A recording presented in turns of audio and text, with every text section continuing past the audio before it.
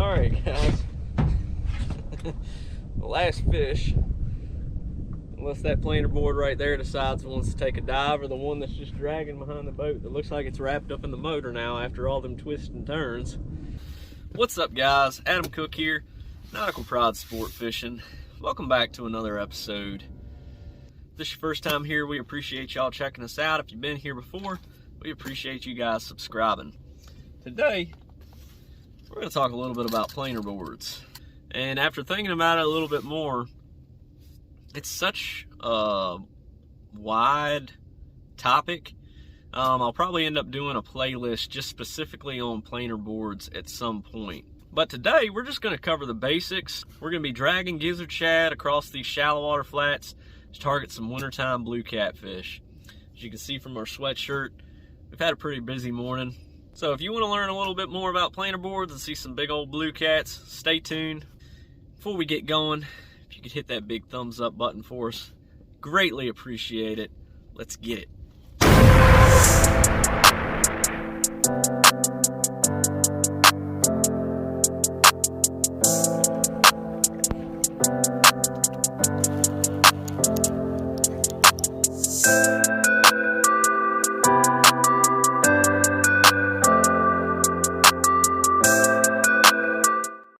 So a lot of people ask me, why do I drag baits during the winter?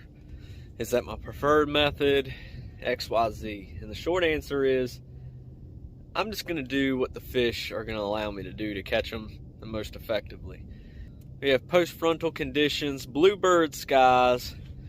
That bite out there in the main river is probably going to be a little bit tougher today. May not be, but it's probably going to be. And with this sun real high up in the sky today, this is the perfect opportunity to come out here on these shallow flats and target these fish dragging baits. When these fish are up in the shallows this time of the year, they're here for two reasons: to eat or either soak up some of that sunshine. And typically those fish that are up here doing those two things are going to be more aggressive, they're going to be more apt to bite. I know y'all saw that. It looked like a bite.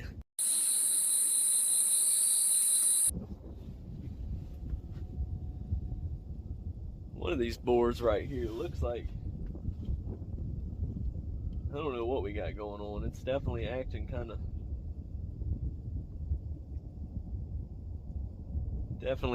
of strange. Nonetheless, so you can see here, we have two different planer boards. One for the left side of the boat, one for the right side of the boat. On a day-to-day basis, I usually run about 3 on each side, and then I usually drag 2 behind the boat. Sometimes I put them all on planer boards. It just depends on the wind and current, so forth, whatever works for you. But that's about the average that I pull, 3 on each side. Come over here and we'll show you my rig. Nothing fancy, just a 3-way rig. I got a Dirty South dragon weight clipped on there at the moment. You can add a chain swivel. Sometimes I do, sometimes I don't. We might do another video and show you a different couple of rigs that you can use for drifting. This is just the simplest. I like a little cork on there and a course snelled down to a nice 10-aught hook. Alright guys, time out real quick while we were just talking about hooks. I think it's fair to mention, since we're talking about the basics of drifting and dragging, to when you're going to start doing this style of fishing, if you're not already, to make sure that you're using a circle hook. And one of the big reasons that you're going to want to use a circle hook is about 95% of the time when your rig snags up when you're drifting on the bottom, it's because your hook's been grabbed a piece of structure, rock pile, brush pile, log, something of that nature. There's a time and place for everything, and there's a tool for every trade. And you don't want to use a hook like a J hook or a Kale hook for this style of fishing. It's just not very accommodating. So always keep in mind circle hooks if you're going to be drifting. I'm going to show you the gist of what I do. So cast that out to the side. How much line I'm going to let out before I clip my planer board. In this shallow water, I typically just throw them out and then go ahead and just grab a handful of line right here.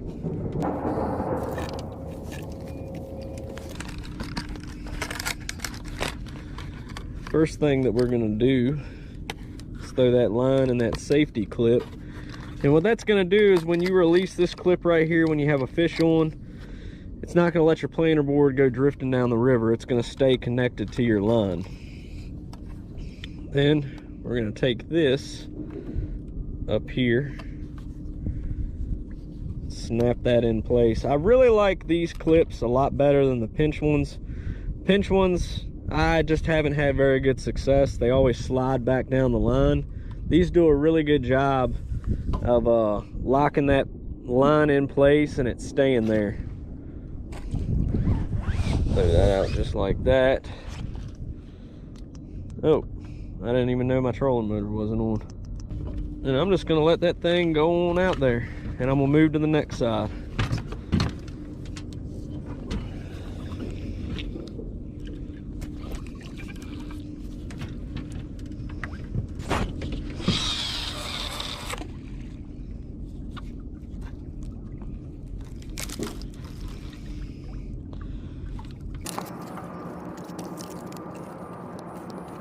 Now see what this arm does right here is it allows that bait to get pushed out to the side. So you're gonna run this thing in stages. Now I let my furthest ones from the boat go out first. Sit that right there. And I just let them go, and then I go back and I transition back to this side.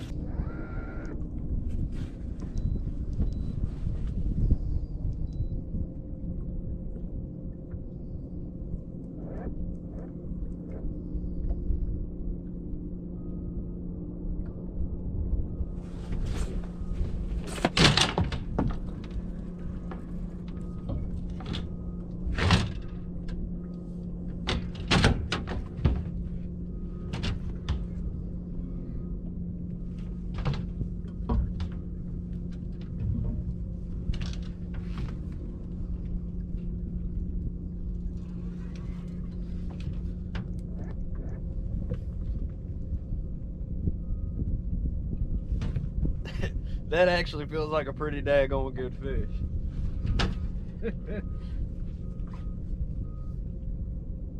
Oh man.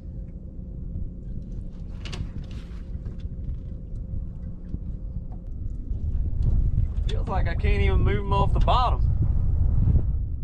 We're definitely moving though.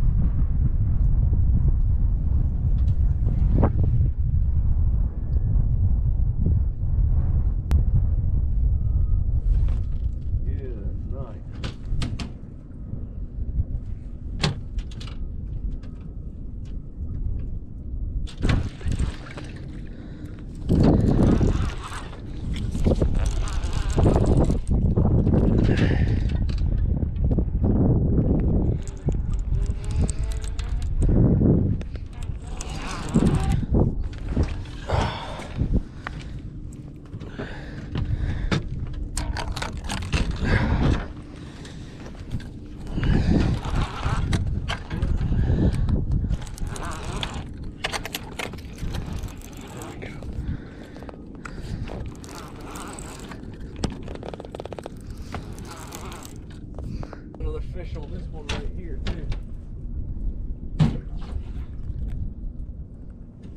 That's a good fish, guys. Oh yeah.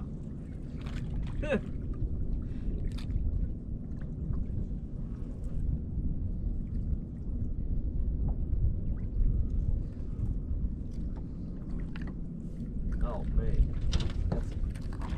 that's a jumbo. That's a jumbo.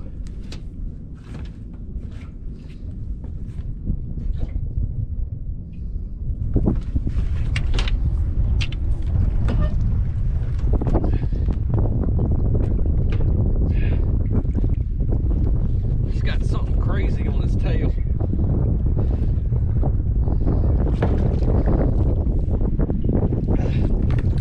That's a freaking jumbo.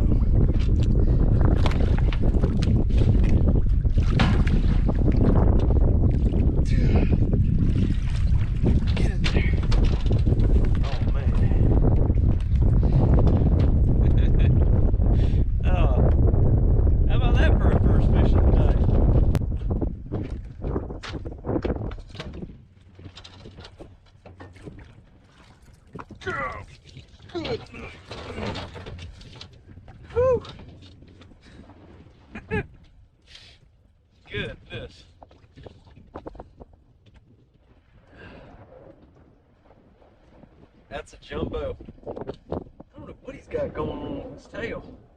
That's wild looking. Turn the camera around so y'all can see that. I would have guessed 55.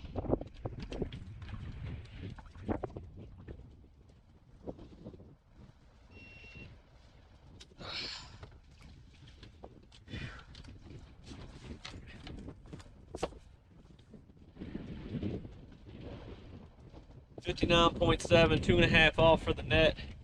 So I got another fish over there.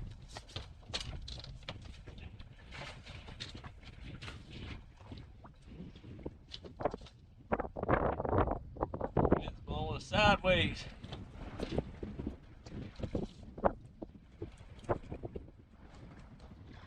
This one ain't that big.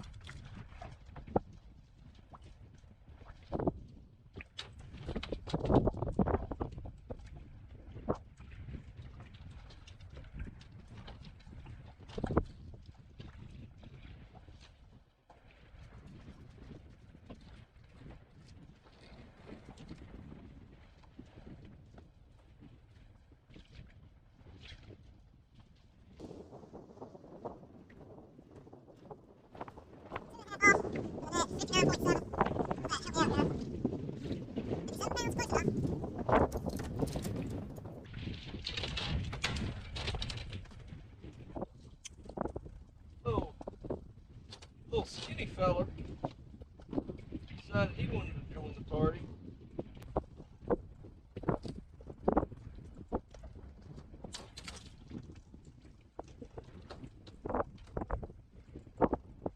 Oh, yeah, another one.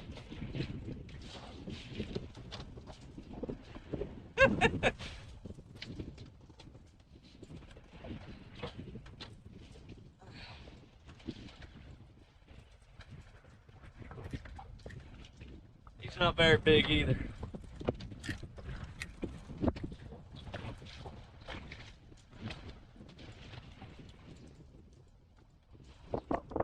Hope you guys can hear me pretty good with this wind.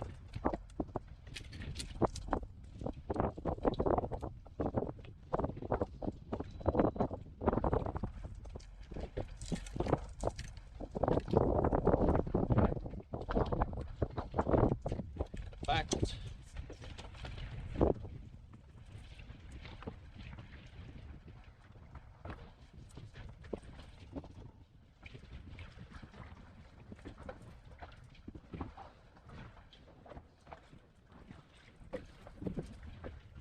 Decent one. I think you might be a little bit bigger than this one on the floor right here. The small one, not the big one.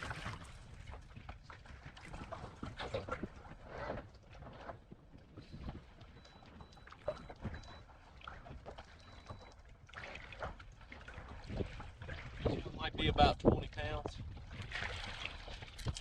Decent little fish.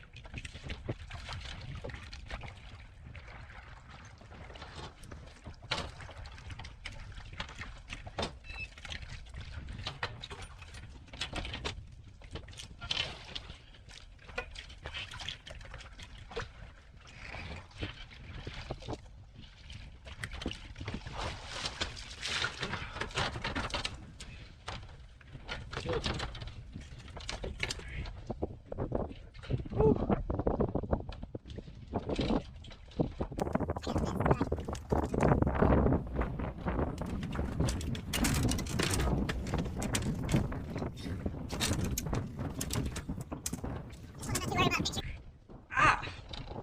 Dang, come on. He's a skinny little boy.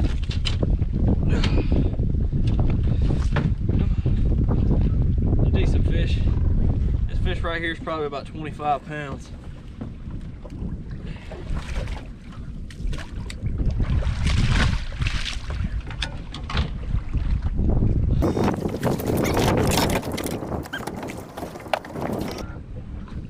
I had to spin us around right here.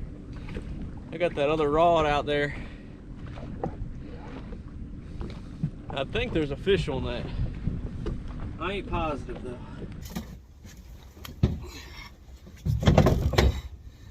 Good night. I'm out of freaking breath, guys.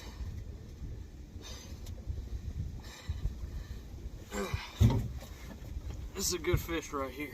I don't know what he's got going on with his tail. That's wild. I'm out of freaking breath.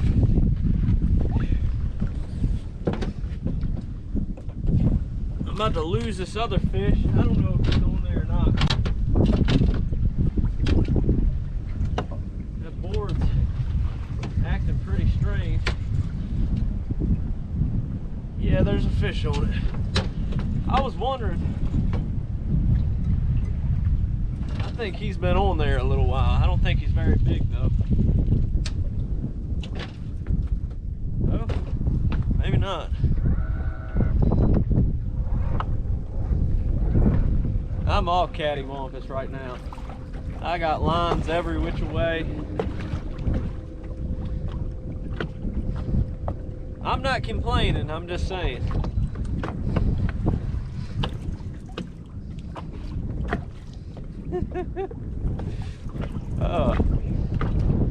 He's trying to carry me over right off of this little island right here. There's some lay downs. There's a wreck right there, and he looks like he's trying to walk me that way. I don't know if I'll get this fish out of this stuff, to be honest.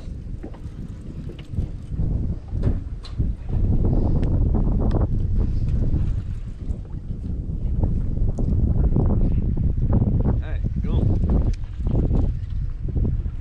You might be a little bit bigger than I thought he was.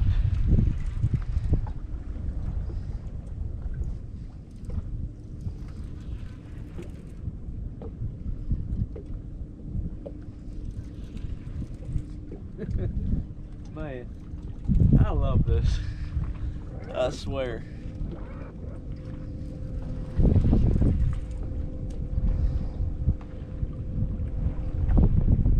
This might be a pretty decent fish. I think I was sleeping on him a little bit.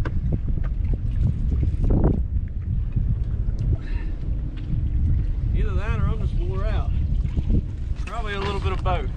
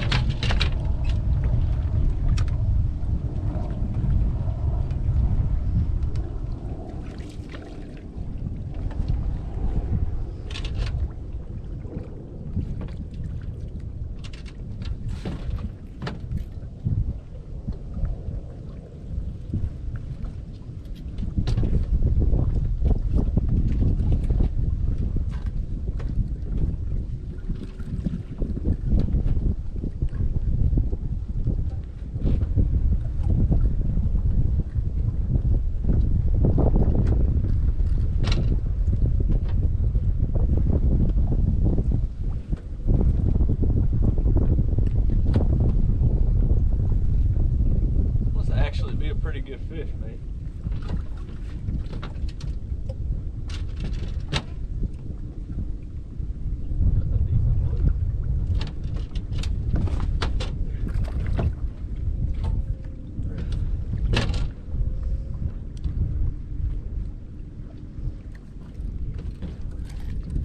Not as big.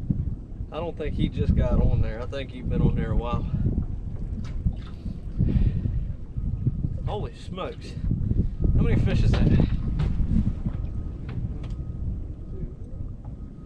4 fish. I'm probably only about 35 minutes into this drag right here. The last fish, unless that planer board right there decides it wants to take a dive, or the one that's just dragging behind the boat that looks like it's wrapped up in the motor now after all them twists and turns. That's a good fish. He's probably high 30s, 35 pounds or so. It's a good one right here. Go ahead and get it back.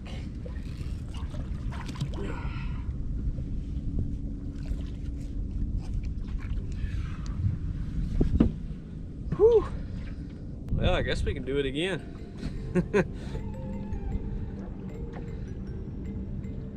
Jeez Louise. Well guys, it's a wrap. I hope you enjoyed watching this video as much as we enjoyed making it. Next time it's a little bit tough on the water, I hope you consider some of the tips you learned in today's episode. And until the next time guys, we'll see y'all on the water. We're out.